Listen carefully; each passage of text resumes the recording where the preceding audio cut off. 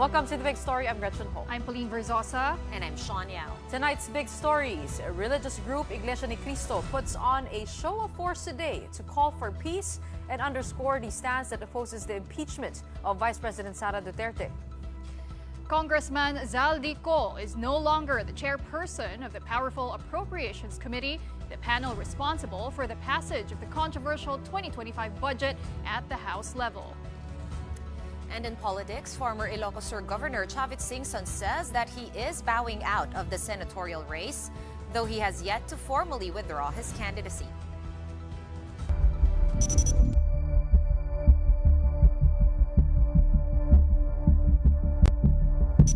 In a show of force, members of Iglesia ni Cristo gathered from Luzon to Mindanao in what the sect called was a rally for peace. It was a generally calm and orderly gathering, which organizers stressed was not political in nature. Nevertheless, a central sentiment in the rally was support for President Bongbong Marcos' stance of rejecting any attempts to oust Vice President Sara Duterte in the near future. There are 3 impeachment complaints against the VP yet to be tackled at the House of Representatives. As we speak, the simultaneous events nationwide have either ended or are winding down. In Manila, the Quirino Grandstand was the main venue of the INC's peace rally, where most members camped out and converged for hours. At this point, let's get updates from mobile journalist Evan Tarinque, who has been covering the event since about lunchtime. Hi, Evan. Tell us about the highlights of this peace rally, and is it really done now? That's right, Sean. No, sa ngayon, actually, wala nang mga miyembro ng Iglesia ni Cristo, mga kapatid ng Iglesia ni Cristo, dito sa Quirino Grandstand. Kung makikita nyo sa aking likuran, nagliligpitan na sila. Ngayon, mga oras na ito, kanina nagsimula yung kanilang main event, no, napaaga yung kanilang main event around 3:30 p.m. No, and expected nga dapat ay 4 p.m. pa ito mag-start, pero kanina napaaga nga ito at maaga rin ito natapos kumpara doon sa kanilang target time na 6 p.m. no.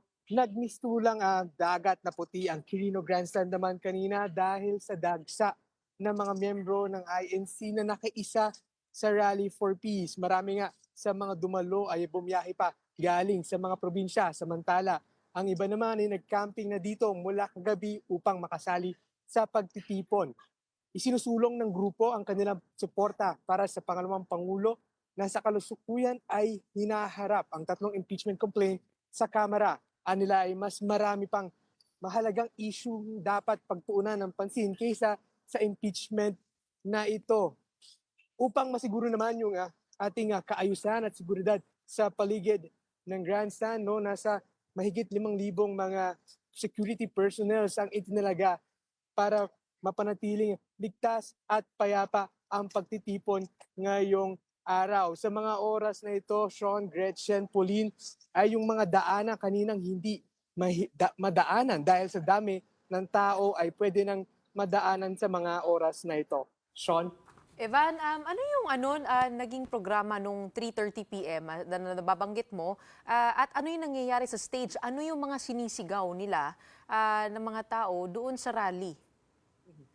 Kanina nga, no, ang talagang kanilang main point na sinisigaw kanina is unity at pagkakaisa. No? Yun yung isa sa kanilang mga kanilang isinisigaw kanina nga alas 3 ng hapon. Actually, umaga pa lang yan na yung kanilang isinisigaw. No? Yung nangyari kanina, no, explain lang natin kung ano yung nangyari doon sa may peace rally dito sa may stage. No? Every moment may mga nagsasalita nga mga guests, no, gaya ni kanina ni Congressman Rodante Marcoleta ay nagsalita siya sa harap ng mga INC na kapatid nating mga INC, pero hindi talaga mawawala yung discussion tungkol dun sa impeachment trial ni Vice President Sara Duterte. Isa rin yan dun sa main point na kanilang pinaglalaban dito. No, kanina nagplay pa nga sila ng soundbite ni President Bongbong Marcos kung saan sinasabi ni President Bongbong Marcos na walang makikinabang na Pilipino dito sa impeachment trial na ito at mas mapapabagal lang nito yung trabaho sa Kongreso at sa Senado. Okay, Evan, may exact estimate ba ang mga organizers kung ilan yung dumalo dyan sa peace rally sa Quirino Grandstand? At magkakaroon pa daw ba sila ng events in the future? Yes, Pulino. Sa ngayon, numbers ay wala pang official numbers na ibinibigay, no? Dahil kanina maraming mga numbers na nagsisilipa na, no? Merong 1.2 million, merong nasa 700,000, mayroon namang nasa 1.4 million. No, mahirap i-quantify ngayon yung mga numbers dahil wala pang official statement na ibinibigay sa ngayon. And so far dito nga sa pagdating kung magkakaroon pa ba ng mga future plans na kung magkakaroon pa ng isa pang ganitong klaseng pagtitipon ay wala pang sinasabi sa atin. Pero yun nga, no, kanina nagsabi rin si Acting Chair Party List Representative na Franz Castro na yung pagtitipon na ito, no, yung National Rally for Peace ay sana raw ay hindi lamang pagtakip doon sa impeachment complaints laban kay Vice President Sara Duterte. Evan, I'm curious lang, no? Nabanggit mo nga may mga umakyat sa stage. Kita naman namin sa footage mo, may mga banda, ganon. Pero sa mga nagsalita, bilang mga politiko sila, I understand si Senator Bato pumunta rin. And the INC has said this is not political, but because we had politicians on stage speaking, was the content of what they were saying, were they political? Yes. So, no, paulit-ulit na sinasabi ng mga organizers, pati actually ni Senator Bato de la Rosa kanina na itong pagtitipon ngayong araw is not political. No? So wag daw politikahin itong kanilang pagtitipon ngayong araw. Pero base doon sa ating mga narinig, no, from the minister, dito nga kay Congressman Dante Marcoleta, ay talagang hindi it's in the middle, no? Pinaglalaban nila yung lagi nilang dinidiscuss talaga actually yung impeachment complaint laban dito nga kay Vice President Sara Duterte, no? And yun nga, paulit-ulit nilang sinasabi na there are much more bigger issues na dapat pagbigyang pansin kumpara nga dito sa impeachment complaint na ito, no? Isa nga dyan daw yung edukasyon at yung infrastructure. So, sino-sino pa mga politiko ang dumalo? Nakikita namin ngayon si Senator Francis Tolentino, Senator Bato de la Rosa. Nakita rin namin kanina sabi mo nga, si Congressman Marcoleta. Sino pa? Meron ka bang listahan dyan? Ang kaninang nakita natin dumating, or nabisawan tayong dumating, ay si Mayor, yung aspiring Mayor ng Manila, si Senator Isko Moreno, si Chi Atienza, si Bato de la Rosa, Rodrigo Marcoleta, Tolentino, si Mayor Hani Lacuna, then dumaan. At ito nga si Senator Robin Padilla. No? Kadalasan, no, nung dumating dito ay nasa slate ni Vice President Sara Duterte. No? Except lang dito kay Senator Francis Tolentino na nasa administrative slate. Pero kanina nga no, usap-usapan dito sa pinag-usapan namin kanina kung meron bang mangyayari or meron bang masasabi na negative kung pagdating sa may administrative na Marcos ngayong araw. Pero dahil medyo awkward naman yon pagdating naman kay Senator Francis Tolentino, pero so far wala namang nangyaring ganong usapan ngayong araw. Ang main discussion lang dito ay yung pagkakaisa raw ng mga tao at ito nga yung kanilang pagsuporta sa statement ni President Bongbong Marcos tungkol sa impeachment complaint laban kay Vice President Sara Duterte. Evan, huling katanungan lang doon sa mga miyembro ng INC. Naiintindihan ba nila yung buong dahilan kung bakit sila nagpunta doon sa rally? Sa pakikipag-usap mo sa kanila, wala ba talaga silang binatikos? Kasi usually pag sinabing rally, may binabatikos yan na panig. And ano yung mga kumbaga dahilan? Sinabihan ba sila pumunta? Ano yung nakuha mo sa paghalukay mo sa crowd?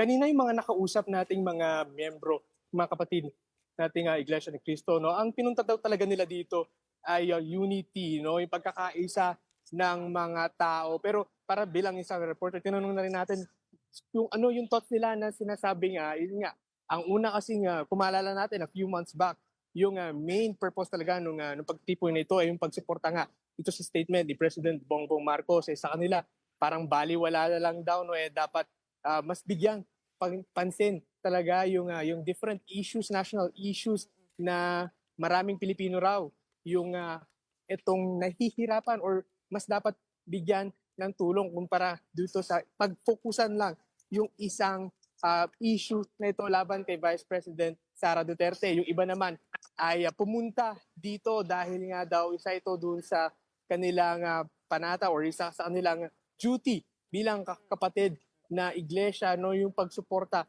sa kanilang pamunuan, no, ng iglesia ni Cristo. So isa yon sa kanilang dahilan sa pagpunta dito ngayong araw. Alright, so parang sinisingil na lang nila yung campaign promise ng unity, di ba? Oo, Kung yun kasi talagang binoto yan ng Oo, INC, correct. diba? Kasi yan Duterte Marcos. correct. At saka yun talaga yung promise nila.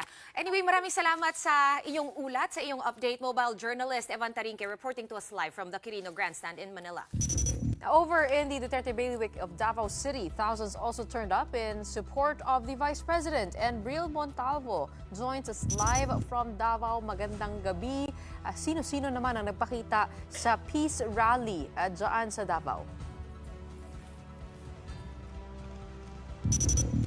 Gretchen, Sean, Pauline, alam nyo, hindi nagpakita ang sinumang miyembro ng pamilya Duterte kanina sa isinagawang National Rally for Peace ng mga kapatid nating miyembro ng Iglesia ni Cristo.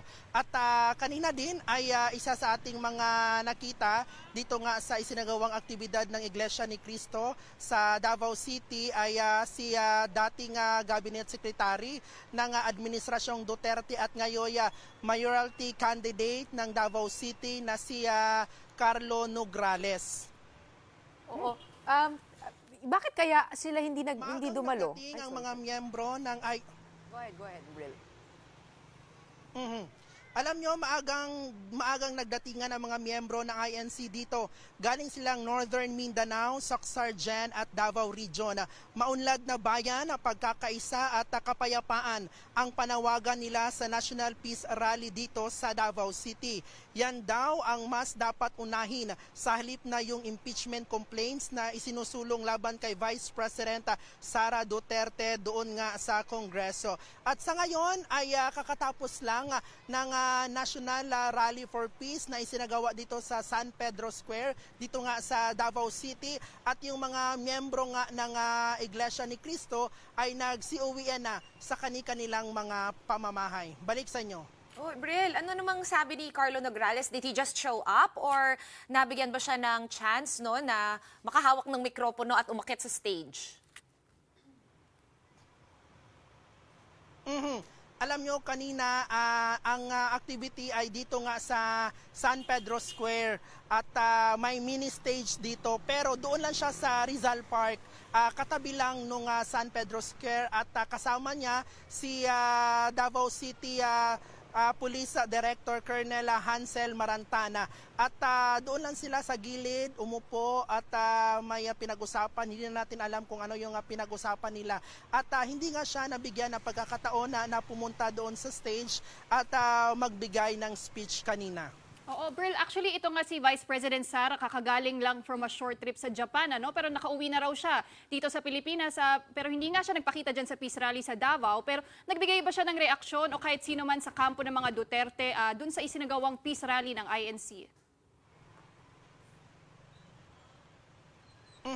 Alam nyo, base sa nakuha nating impormasyon sa ating source ay nandito umano si Vice President Sara Duterte sa Davao City at nagpapahinga umano ito dahil nga sabi mo nga galing siya ng Japan at medyo ano pa yun na ang katawan niya.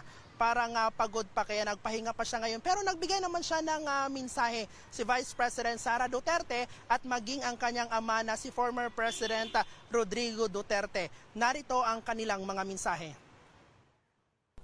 Ito ay isang makapangyarihang pagpapakita ng pagkakaisa at pananampalataya na ang tanging hangad lamang ay kapayapaan tungo sa kaunlaran ng ating bansa. Sa gitna ng tumataas na presyo ng bilihin, kahirapan, at iba pang suliranin, ang isang mapayapa at nagkakaisang Pilipinas ay hindi kailanman matitinag at paulit-ulit na aahon sa gitna ng hamon ng panahon. This is what our country needs in these critical times. Not impeachment, no waste of government resources, not self-serving schemes, no divisive action. We must unite. We must move forward as one. We must serve the people. Gretchen, Sean, Pauline, yun nga ang mensahe ng mag-amang Duterte ngayong peace rally na isinagawa ng Iglesia ni Cristo. Balik sa inyo dyan sa studio. All right, thank you so much for that update. Live from Davao City, we have Bril Montalvo of News 5.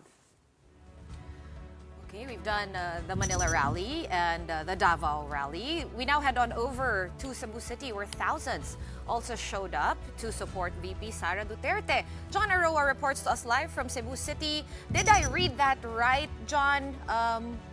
Was it really seen largely as a rally to support Sara Duterte? Or was it, just like in Manila and Davao, all about unity?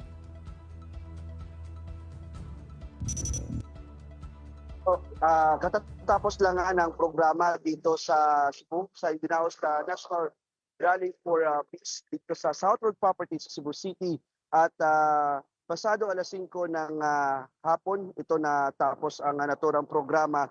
At hindi alintana ang putik at basang lugar matapos ang biglang buhos na ulan. At karamihan sa kanila ay may kanya-kanyang bitbit na mga placard. Isa ang kanilang panawagan, ang pagkakaisa ng bansa. Sean, Gretchen at Pauline, ang National Peace Rally ng INC dito ay suporta sa posisyon ni Pangulong Bongbong Marcos tungkol sa impeachment kay Vice President Sara Duterte. Kabilang sa mga politikong nakita natin kanina ay o mga kilalang personalidad ay sinadismiss Cebu City Mayor Michael Rama at yun din si Pam Baricuatro, ang katunggali ni Governor Gwen Garcia sa pagkagobernador ng Cebu. At giit ng INC, hindi politika o anumang pag-iendorso sa mga politiko ang pagtitipon. Bukas daw ito sa lahat ng iglesia man o hindi. Matatandaang inendorso ng Iglesia ni Cristo ang tambalang Marcos Duterte noong 2022 elections. Okay, John, Sean, Gretchen ano at naman ang Pauline? ano naman ang nilaman ng programa dyan sa Cebu City at ano yung mga hinaing ng mga tao? Sinasabi nila sa mikropono buong araw.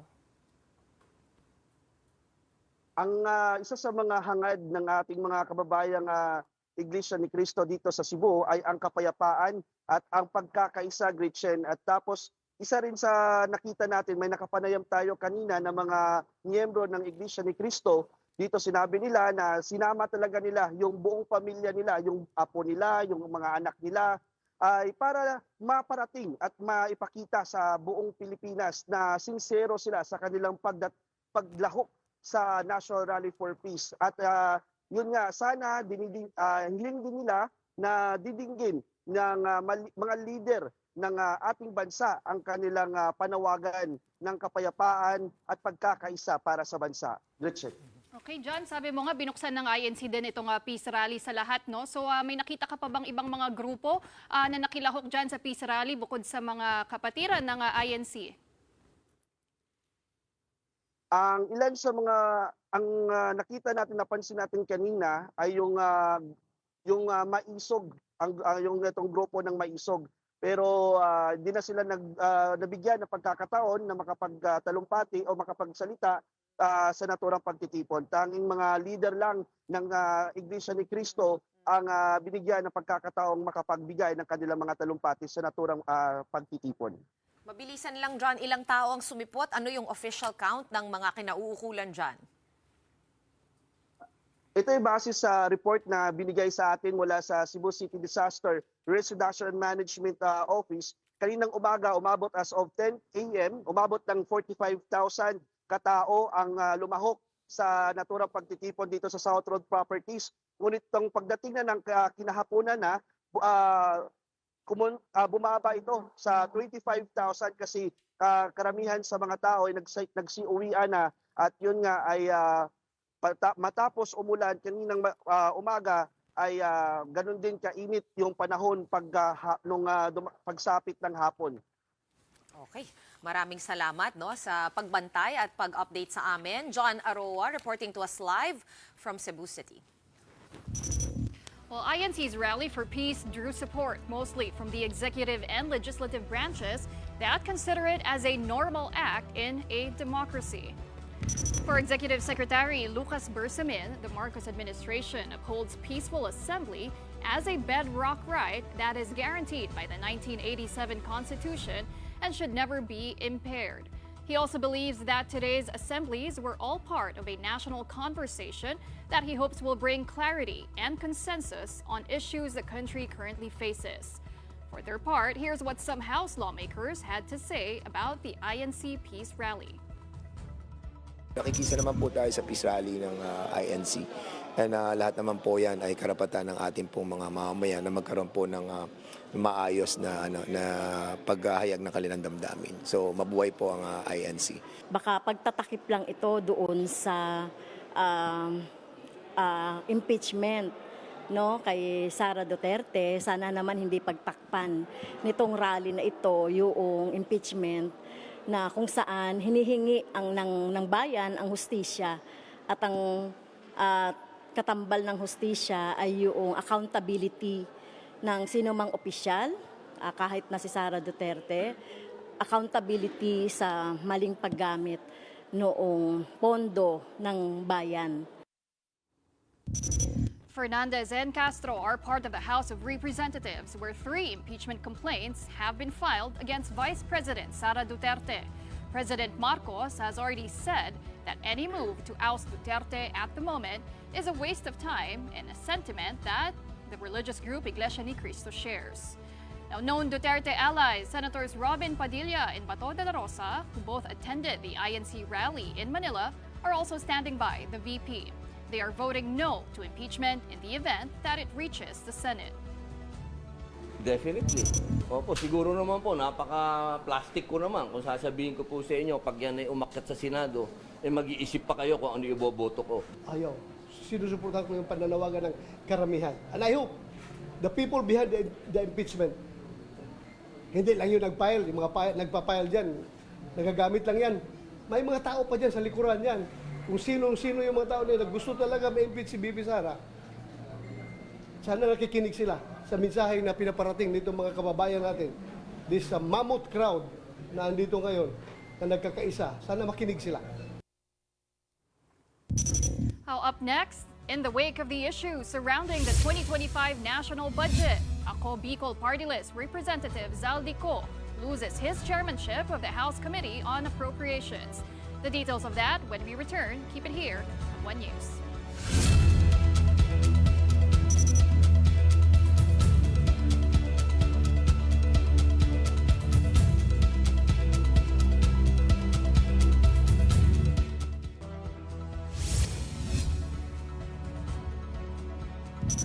Welcome back. You're still watching the big story here on One News. A vacancy declaration surprised everyone at the resumption of session in the lower house today.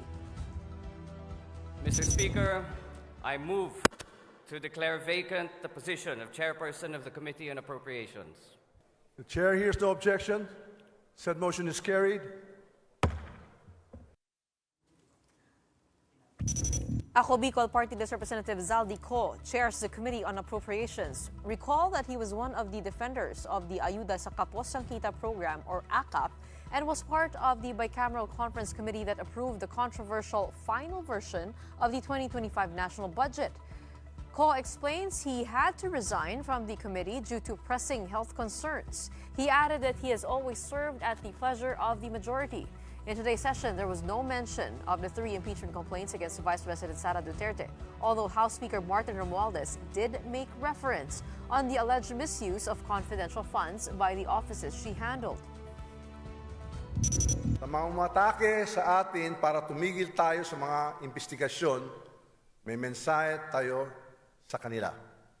Itutuloy natin ang trabaho na inaatang sa atin ng mamamayan. Let's discuss further about what happened in today's House session with the chair of the House Committee on Good Government and Public Accountability. We have on the big story tonight, Congressman Joel Chua. A good evening to you, Congressman. Hi, good evening, ladies. Thanks for having me tonight. Let's go to the top story for tonight, which is Congressman Zaldi Co being removed from his position as House Appropriations Chair. Did he resign or was he taken out? We need to get a little bit more clarity on that.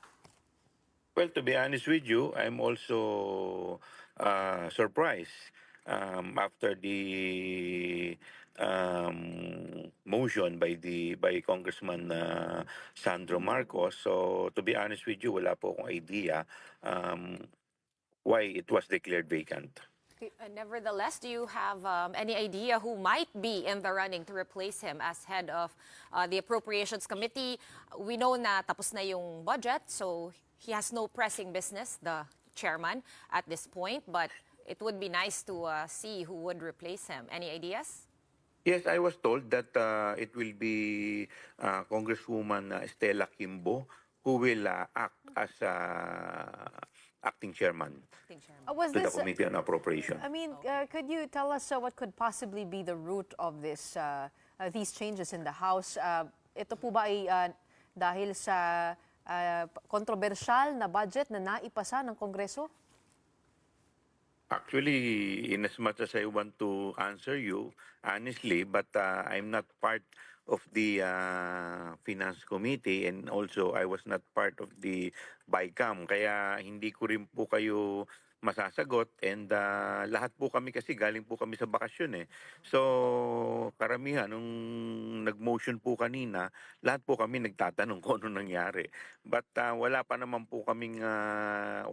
pong nasasabi kung bakit po nangyari po yung kaninang motion. Okay, diretso na lang po tayo at cambio tayo sa impeachment to Congressman Joel. May usap-usapan na ba? Kasi more than 1 month na since the filing of the first complaint. Before mag-resume at mag-reopen yung House, sinabi ni House Sec Gen Reginald Velasco may nantay pa raw na 4th complaint. As the head of the Committee on Good Government, meron ba kayong naririnig or nasasagap? Any idea? Or napag-usapan ba kanina sa opening ng session kung anong magyayari dito?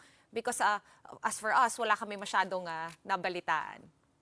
Well, actually, na-overtaken ng event dahil nga dito sa kaninang motion sa move po ng vacant ng chairmanship ng Committee on Appropriation. So, wala kanina na pag-usapan. And itong fourth impeachment complaint na actually naririnig lamang namin to sa mga media. So, since 2 or 3 weeks na recess ang Congress. So wala naman pong pagkakataon na makapag-usap-usap kami dahil lahat naman nasa kanya-kanyang distrito o yung iba naman ay mga nasa bakasyon. Pero kayo po, Congressman, in your opinion, is it still an unreasonable time to pursue impeachment proceedings against the Vice President? Well, ako po, to be honest with you, yung time, tingin ko medyo doubtful because as we all know, by next month, February, magre-recess naman po yung Congress at start na rin po ng national campaign. So sa ngayon nga po, lahat naman po talaga, aminin naman po natin, busy na rin po sa pangangampanya sa kanya-kanyang mga distrito. Kaya yun lang po, yung medyo concern ko kung talagang meron pa pong panahon para dito. Kanina po sa Storycon ay nabanggit po ng inyong colleague na si Congressman Benny Abante na nanlalamig na raw yung House leadership on the impeachment proceedings if this will be pursued. Can you confirm that with us? Well, siguro dahil sa unang-una, kagaya nga po ng sinabi ko, tingin ko time is of essence, napaka-importante ng panahon. Paano ka pa magko-continue ng impeachment with less than 1 month sa session? So paano po ito magpo-proceed? And syempre, alam naman din po natin, karamihan din po sa mga senador ngayon, marami rin po dyan ay mga re-electionista. At umiikot na rin po yan sa iba't ibang panig po ng ating probinsya para mangampanya. So, medyo challenge po talaga. Kung ito po itutuloy pa, medyo very challenging po. Tsaka hindi ko po alam talaga kung paano ito magpo-proceed. Congressman Joel, it was actually your committee's hearings, that, kumbaga, the driving force behind all these filings of impeachment complaints. Having said that, now that even you are saying and agreeing with that was earlier, no, Congressman Abante, who was on our earlier show, who said na nanlalamig na nga, they're growing cold to the idea. And having said that, itutuloy nyo pa ba yung whole series of good government hearings? And if so, what direction or angle is it going to take? Well, I will just have to correct you, no, na ang aming ang aming committee ang nag-spearhead nitong impeachment. Ang purpose po ng aming committee is in aid of legislation. When we at the outset of the hearing, wala naman po sa isip namin itong impeachment, hindi naman po ito na pag-uusapan, wala po ito sa table. Ang purpose po nito ay makapagbalangkas po ng mga batas. Now, we were able to come up with two pieces of legislation which we already filed last month dito po sa ating Kongreso. So, insofar as I'm concerned, yung trabaho po namin is tapos na. Because yung impeachment po, that will be filed in another committee, which is the Committee on Justice. Yung po yung tamang committee para po tumingin kung meron po talagang probable cause para dito po sa impeachment complaint. Yung sa amin po, in aid of legislation lamang po yung ginawa po namin, yung investigation. Pero wasn't it correct also, Kong Joel, that before the Christmas break, kumbaga, you were saying also na magpapatuloy pa yung series of good government hearings? Yes. Tama po kayo. Kasi po, insofar as the confidential fund is concerned, tingin ko tapos na po to. But there are some members who wanted to check also the other issues, kagaya po nung sa Nutriban issue, dito rin po sa computerization. So yun po yung isa pa sa gusto nilang talakayin. Kaya po supposedly dapat bago mag-recess last December, dapat magsasubmit na kami ng committee report, but hindi nga po, dahil nga po may mga iba pa pong mga committee members na gusto po nila na bakit hindi tinakel pa yung ibang mga issues or concern dito sa DepEd. Yun nga po, ito nga po ay nanggaling po sa inyong mga hearings. Hindi po ba sayang naman?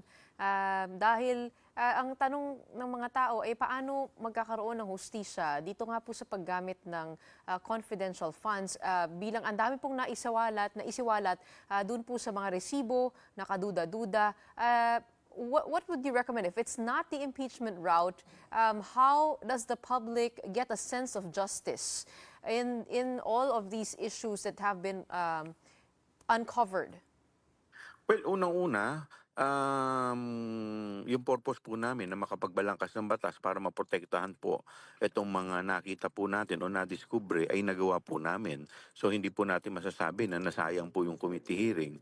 Pangalawa, hindi pa naman po ibig sabihin na pagka ito po ay hindi natin pinursu ngayon pong 19th Congress, ibig sabihin hindi na po pwedeng ipursu sa susunod na Kongreso. Ang pinagbabawal po ay kung ito pong impeachment, bawal po ay dapat once every year lang na magpupursu o magkakaroon ng impeachment proceeding. So, who knows? Sa next Congress, po pwede pa rin po ito na ipursu. Okay, so remind lang natin, no, yung mga tao, kasi lahat naman tayo po galing sa bakasyon, yung dalawa pong laws na kumbaga yung amendments that you have brought up and filed are bills on the use of CIFs at saka yung special disbursing officers. Officer, opo. Yung una po dyan, doon po sa sinusumiti po natin na batas, nilimitahan na po natin ang mga ahensya at mga departamento na dapat na mabigyan ng confidential fund. Doon naman po sa isa, naglagay po tayo ng mga parameters. Hinigpitan po natin para ikaw ay maging special disbursing officer. Congressman, speaking of confidential funds, nakausap po namin dito ang mga miyembro ng ang leadership ng DICT regarding dun sa recent hacking at ang panawagan nila sila rin ay magkaroon ng confidential funds because they are also dealing with security issues. Ang DICT po ba ay kasama dun po sa inyong ipinapanukala na makakatanggap? Well, ito naman isasalang po sa committee level. So dito po, lahat po ng mga departamento, aalamin po natin lahat yung mga kanilang mga purpose, yung kanilang mga function. At kung ito po ipapasok sa function, bakit naman po hindi sila po pwede mabigyan? Pero ano na po yung mga tinanggal natin o siguradong tatanggalin po natin dun sa listahan na makakatanggap ng Ang confidential nilagay funds? po natin doon dapat yung mga departamento na kinakailangan may kinalaman po sa national security, peace and order, may kinalaman po sa mga yung mga pag-iimbestiga po. So, kung ganyan po yung sinasabi ng DITC, tingin ko papasok naman po sila. Congressman, pagdating dun po sa Special Disbursing Officer, balikan lang po ulit natin yung mga parameters. I believe kasama po doon, kailangan accountant po, no? At tinaasan na rin po yung salary grade ng mga SDO. Tama po kayo. Kasi dati po, ang SDO po dati, as long as ikaw ay handpick ng head ng agency, ikaw ay po pwede na maging SDO. So kaya po yung nangyayari po minsan, kagaya nga po dito po sa nangyari po sa ating opisina po ng Vice Presidente, yung SDO po niya dati sa Davao, nung nabitbit po niya dito sa Office of the Vice President, yun din ang naging SDO. Ngayon, dapat po, ang isa sa requirement, kailangan ikaw ay permanent position na with salary grade 24 at saka dapat ikaw ay may kinalaman sa finance, sa accounting, sa auditing. At higit sa lahat, naglagay din po tayo ng parameter dito na kailangan yung fidelity band na po pwedeng i-issue sa iyo, yun lang yung accountability mo. Yun din yung amount equivalent sa iyong accountability. Kasi nangyari po dati dito, yung fidelity band is, I think, kung hindi po ako magkakamali, 8 million. Pero yung kanyang accountability is lumabot ng 500 million. Napakalaki po ng disparity. Okay. Kong Joel, balikan lang natin ulit yung plan na tulad ng sabi nyo, yung mga colleagues inyo, yung mga other members of the Good Government Committee, they still want to hold hearings on the Nutribun as well as other issues, hounding the DepEd. Kailan kaya namin maaasahan yung next, kumbaga, quote-unquote episode or next hearing from the House Good Government Committee? Well, kanina pa lang po kasi kami yung first day namin. So, I'm planning siguro by next week, makaset po ako ng another hearing. And do you think people, not people, but your colleagues will be attending at, like you said, no, mag-election na, and malamang that's on top of everyone's agenda. You think you're gonna be able to get a good quorum for that? Sana naman po. Kasi talagang ang challenge niya siguro pagdating ng February, medyo pahirap na ng pahirap. So, sana this January until siguro bago mag-recess, sana makadalawa o tatlo pa kaming hearing. Wala po bang pag-asa na malaman po namin kung sino po si Mary Grace Piatos? Kasi talaga nag-aantay kami doon . Well, lumalabas po sa PSA, wala po talagang birth record . Wala rin death record, wala rin marriage record. So, Hindi na po natin kakalkalin yun? part po yan ng ipinresenta po namin noong nakaraang hearing. Kung ito naman pong impeachment ay umusog, yun po yung tamang proseso para ito po ay makalkal. At ako po naniniwala, yun rin po yung tamang avenue para maidepensa rin po. In fairness, with all in fairness naman din po sa Office of the Vice President. And ito nga po, I want to get your reaction to the INC peace rally that happened today. They say na tama na itong pursuit of the impeachment. They're calling for unity, na wag na magkagulo, at ang dami pang mga ibang issue na kinakaharap ng taong bayan. But on your end, you've heard the hearings from start to end.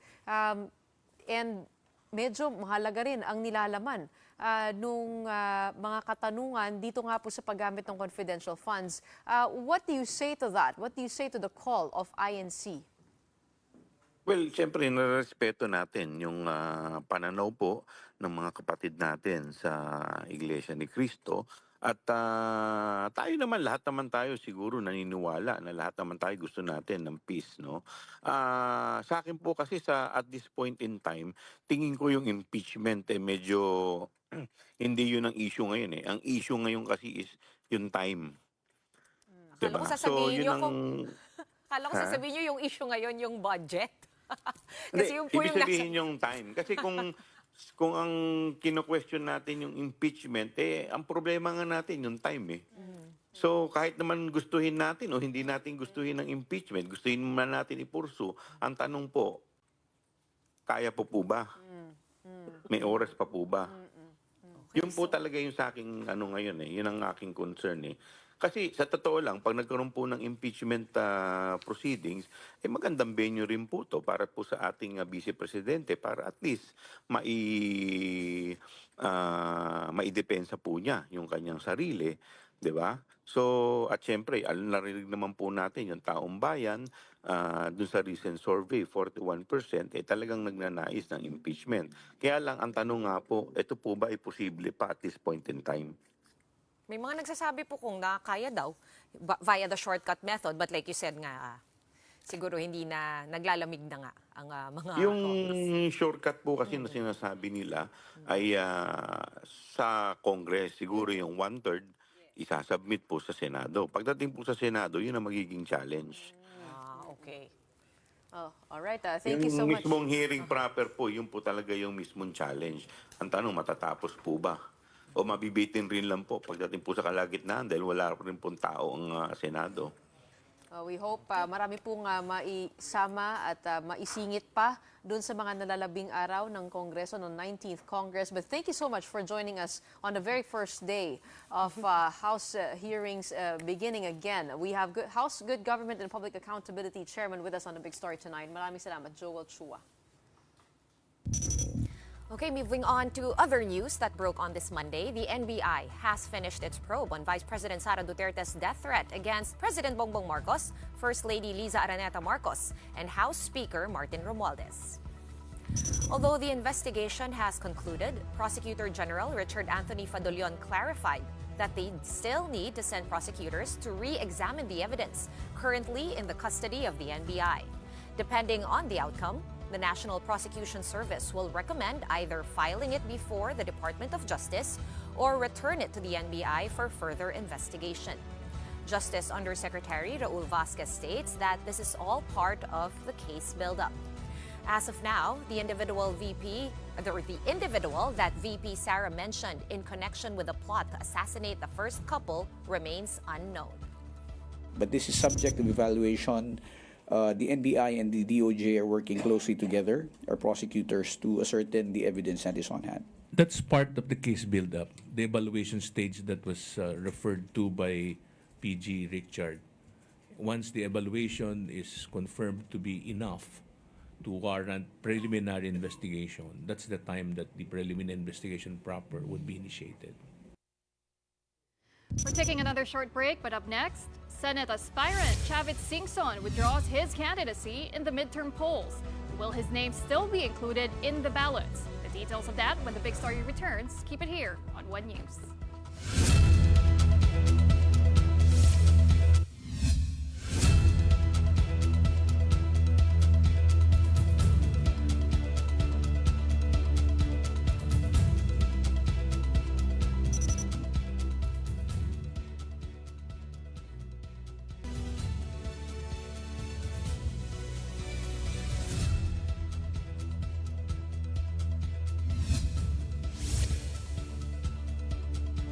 Welcome back to the big story here on One News. In a surprising turn of events, former Ilocos Sur Governor Chavit Singson has withdrawn from the senatorial race, citing health concerns.